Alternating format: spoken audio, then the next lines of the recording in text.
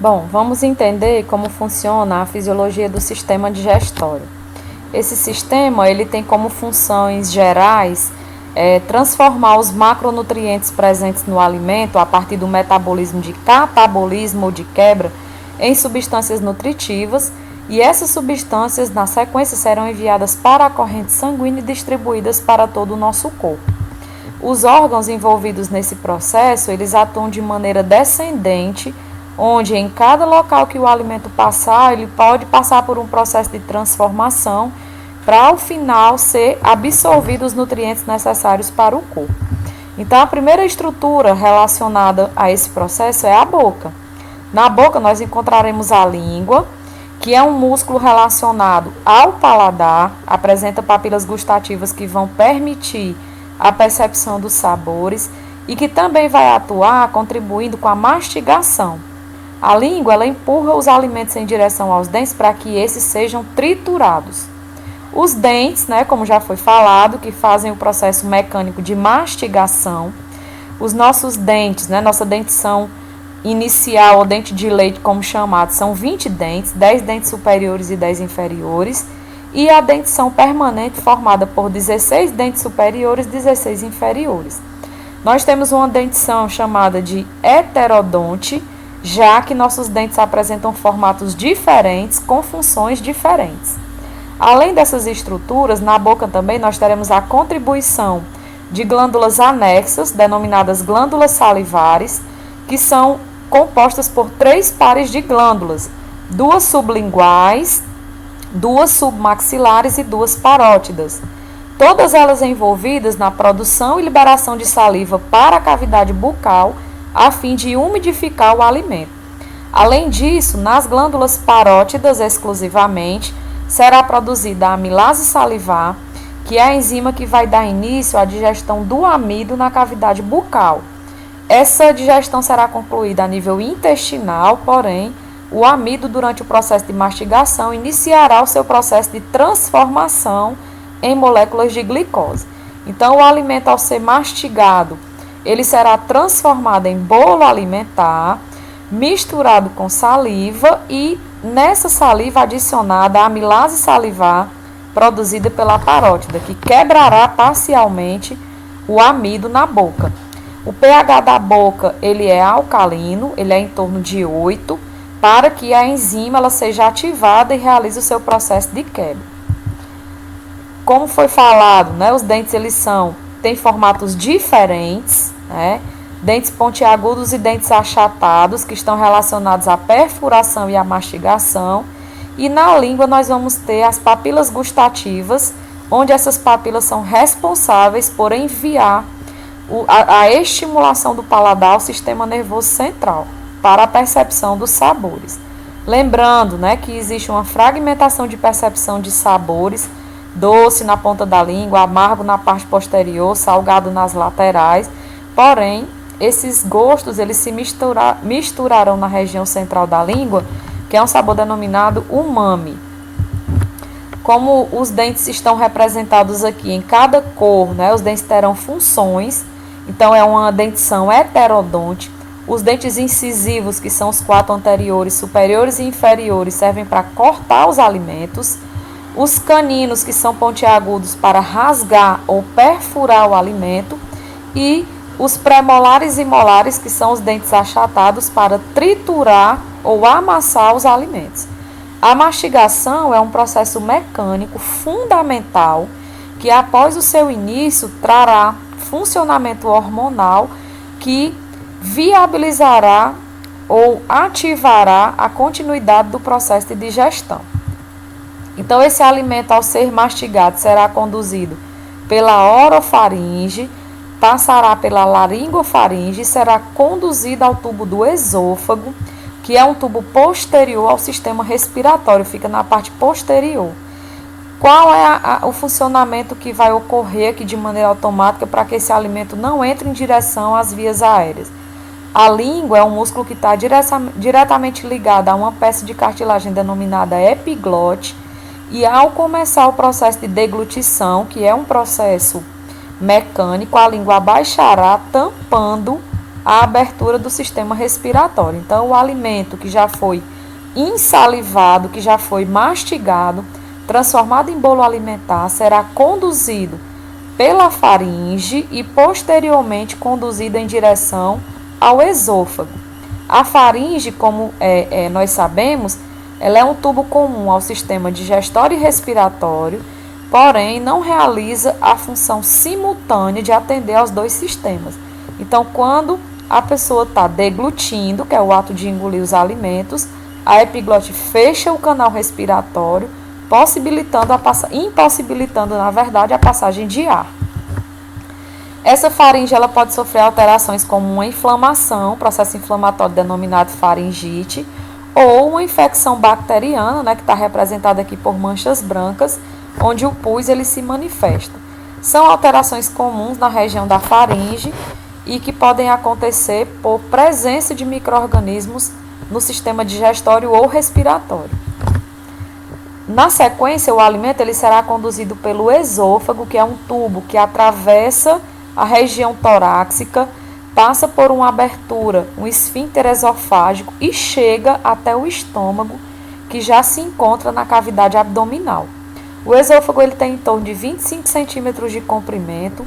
Suas paredes são formadas por músculos longitudinais e circulares, músculo liso ou não estriado, e esses músculos eles permitirão um processo denominado peristaltismo, movimentos peristálticos.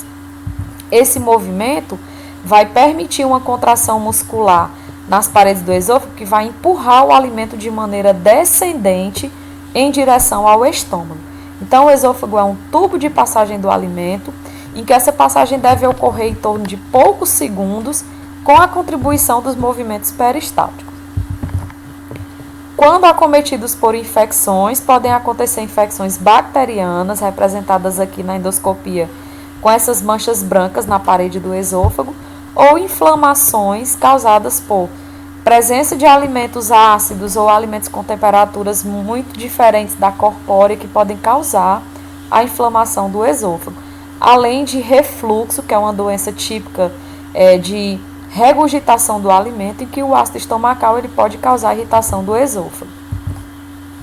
Quando o alimento ele passa pelo esôfago, ele chega até o esfíncter cárdico, que é a válvula de abertura do estômago, e cai na região interna, tendo contato com a mucosa estomacal. O estômago se prepara para receber o alimento, sofrendo a influência de um hormônio de autoestimulação denominado gastrina, que vai induzir o estômago a liberar o seu suco gástrico da mucosa estomacal para a cavidade do estômago. Esse suco ele contém a enzima pepsina, que vai iniciar o processo de quebra das proteínas, e lipase gástrica, que vai dar um início bem sutil de quebra de lipídios na região do estômago. Além disso, a mucosa ela também libera o ácido clorídrico, que vai transformar o alimento, o bolo alimentar, em quimo, juntamente com as enzimas digestivas, vai desinfeccionar esse alimento e vai contribuir para ativar o pH do estômago, que é ácido, em torno de 3, para que a pepsina possa realizar a sua função de transformação. Então, ao alimento chegar no estômago, ele é misturado com o ácido clorídrico, ele é trabalhado pela pepsina e pela lipase gástrica, e esse alimento pode passar em torno de 6 horas sendo transformado, e o estômago também ele sofre peristaltismo, que vai contribuir para essa mistura de alimento e para a transformação da quimificação, que é essa transformação do bolo alimentar em quimo, que é uma massa pastosa parcialmente digerida. Essa massa ela vai ficando aqui na porção denominada antro e vai sendo liberada gradualmente para o duodeno, que é a primeira alça do intestino delgado. Então, essa transferência pode acontecer por 6 horas, dependendo do volume alimentar, e é controlado por hormônios que são liberados pelo duodeno, que nós falaremos posteriormente. Existe uma válvula de controle da passagem do alimento entre o estômago e o duodeno, denominado piloro, que faz o controle dessa transferência gradual do quimo em direção ao duodeno. Bom, no caso do estômago, é importante saber que a região superior denominada fundo, ela não deve ser preenchida completamente pelo alimento, porque durante o peristaltismo, esse estômago ele pode empurrar esse alimento para cima, promovendo a acidez do esôfago. Então, a quantidade de alimento tem que ser suficiente ao ponto do estômago conseguir realizar o seu processo de digestão, porém não ter um atraso nesse processo por conta do volume de substrato estar em excesso. Como foi dito aos poucos, o quimo é lançado para o duodeno para continuar o seu processo de digestão. Bom, existem algumas situações em que erros anatômicos de mau posicionamento do estômago podem causar a formação de hérnias, em que parte da estrutura estomacal vai ficar acima da válvulazinha do músculo do diafragma, promovendo assim uma regurgitação ou um retorno desse alimento, que é comum em pessoas que apresentam a doença do refluxo gastroesofágico. Nesse caso, existem tratamentos hormonais e cirúrgicos para a reposição do estômago no seu local adequado, que seria abaixo do diafragma. Bom, no estômago podem haver alterações como a gastrite, que é a inflamação da mucosa. Essa gastrite tem várias causas: medicamentosa, psicológica, alimentar, uso de substâncias químicas tóxicas. E além da gastrite, pode haver a formação de úlceras ou feridas em decorrência ou do agravamento da gastrite ou da contaminação por bactérias, como por exemplo a Helicobacter pylori. São situações que causam dores ao promover a alimentação, que causam aumento da acidez estomacal e que precisam ser tratadas com medicamentos. Aqui é um exemplo de uma imagem da úlcera, que são as feridas que podem acontecer no esôfago, no estômago, no intestino, e que nesse caso vão alterar o funcionamento normal dessas estruturas. O duodeno é a primeira alça do intestino delgado, onde a maior parte da transformação do alimento vai acontecer.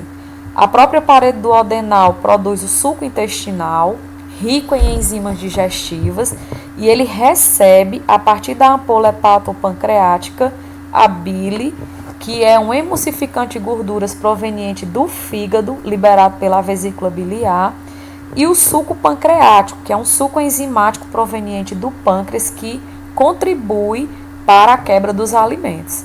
Além disso, o pâncreas ele também libera bicarbonato no interior do duodeno, já que nesse espaço, para que as enzimas sejam ativadas, o pH tem que ser alcalino. Diferente do estômago, que o pH é ácido. Aqui no duodeno, as enzimas elas funcionam sobre um pH entre 8 e 8,5. Então, a maior parte dos alimentos serão transformados a nível de duodeno.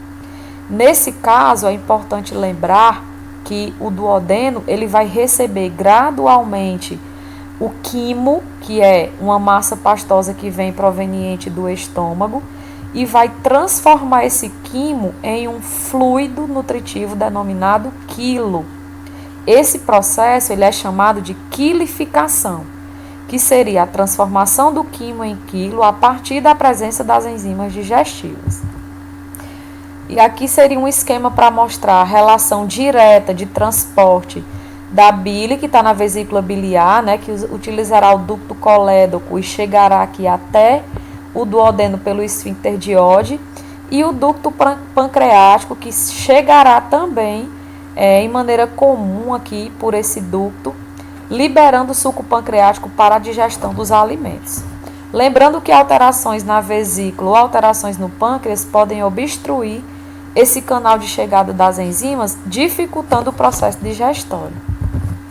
Aqui são algumas enzimas produzidas por esses órgãos. No caso das glândulas intestinais, vão produzir enteroquinase e peptidase, que transformam proteínas, carboidrase, que transforma os carboidratos.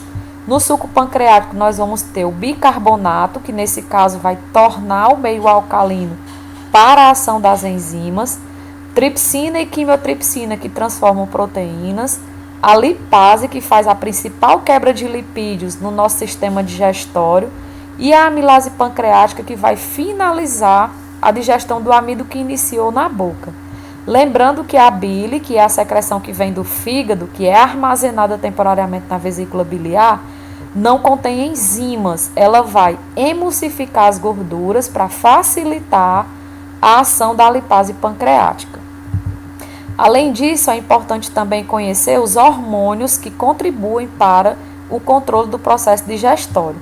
Como foi dito, o estômago ele produz a gastrina, que é um hormônio de autoestimulação. A gastrina vai promover o funcionamento do estômago no processo da digestão. E existem outros 3 hormônios que são produzidos pelo intestino delgado, a nível de duodeno, que atuam contribuindo para o funcionamento do mesmo. Ele libera a secretina, que vai estimular a liberação de bicarbonato pelo pâncreas, a colecistoquinina, que vai promover a liberação das enzimas e da bile pelo pâncreas e pela vesícula biliar, e ele também libera a enterogastrona, que é um hormônio que vai controlar a mobilidade estomacal para que o alimento ele seja gradualmente liberado pelo estômago. Então, quando o intestino libera a enterogastrona, ele vai inibir o peristaltismo estomacal, fazendo assim com que o alimento seja controlado na sua passagem entre o estômago e o intestino. O intestino delgado, após esse processo de transformação do quimo em quilo a nível de duodeno, possui outras duas porções, que é o jejum e o hilo, que serão ricos em microvilosidades internas, onde vai acontecer a absorção do alimento. Então, após acontecer o final da quebra propriamente dita a nível de duodeno, esse suco intestinal ele será transferido para jejum e hilo, que são porções do intestino delgado, para que sejam absorvidos. Então, essas paredes elas são ricas em vasos sanguíneos e esse suco intestinal será transferido para a corrente sanguínea e distribuído para o corpo. Então, lembrando, o duodeno ele faz a última parte da quebra do alimento e jejum e hilo vão fazer a absorção dos nutrientes. Quando esses nutrientes eles são absorvidos por jejum, que é essa parte verde, e hilo, que é essa parte mais clara, o restante dos resíduos alimentares que não forem aproveitados serão transferidos em direção ao intestino grosso, que faz esse percurso de circundar a cavidade abdominal, é composto pelo seco, colo ascendente, colo transverso, colo descendente, colo sigmoide, reto e ânus. O que vai acontecer aqui?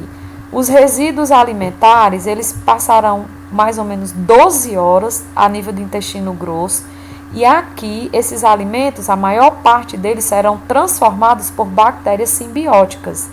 Essas bactérias promovem a produção de vitaminas e também contribuem para a formação das fezes. Além da formação das fezes, que são resíduos que devem ser eliminados, no intestino grosso também vai haver a reabsorção de água, já que as paredes do intestino grosso são muito vascularizadas e eles contribuem para essa captura de água quando necessário na corrente sanguínea. É importante lembrar que entre o intestino delgado e o intestino grosso existe a estrutura do apêndice. É um órgão vestigial que não tem contribuições no sistema digestório propriamente dito e que em situações adversas esse apêndice ele pode sofrer inflamação por armazenar resíduos que não passaram por processo de digestão. Quando isso acontece, que é o caso da apendicite aguda, essa estrutura será retirada por intervenções cirúrgicas. Bom, lembrando que o reto e o ânus, são altamente musculares e vascularizados e a liberação das fezes até certo ponto é considerado de controle voluntário. Esse funcionamento do sistema digestório, desde a mastigação até a liberação das fezes, pode durar até 24 horas, dependendo do tipo de alimentação que foi consumida. É isso e até a próxima.